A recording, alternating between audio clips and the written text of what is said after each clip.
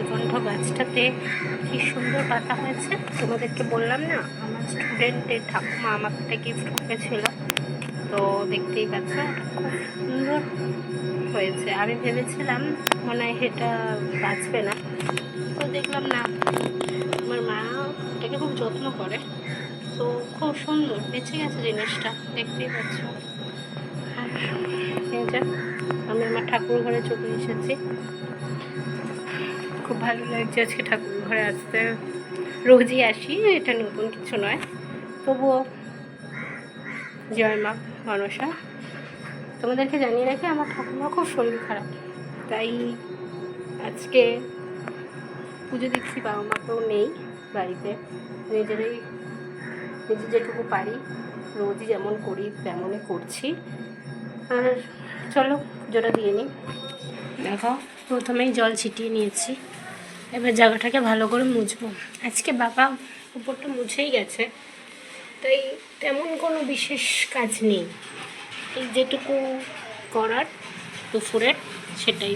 আর আমাদের বাড়ি যেহেতু গোপাল আছে, তাই জন্য গোপালের 3 বেলা সেবা দিতে হয়, তোমরা সবাই জানো, কারণ তোমাদের অনেকের বাড়িতেই গোপাল আছে, তো গোপালের নিত্য সেবা থাকে, তো ওটাই জন্য করছি। এটা আমার ঠাকুমাই ঠিক করে দিয়ে গেছে, আর উনি, তোমরা প্রে করো উনি যেন খুব তাড়াতাড়ি ভালো হয়ে যায়।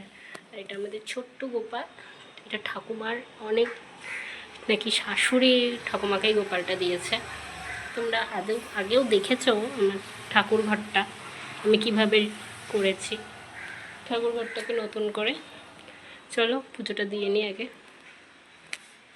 দেখতে দেখতে গোপালের স্নানও হয়ে গেল, আর সাজিয়েও দিয়েছি। অ্যাকচুয়ালি আজকে অত মনটা ভালো নেই, তাই অত সুন্দর করে সাজাতে পারলাম না।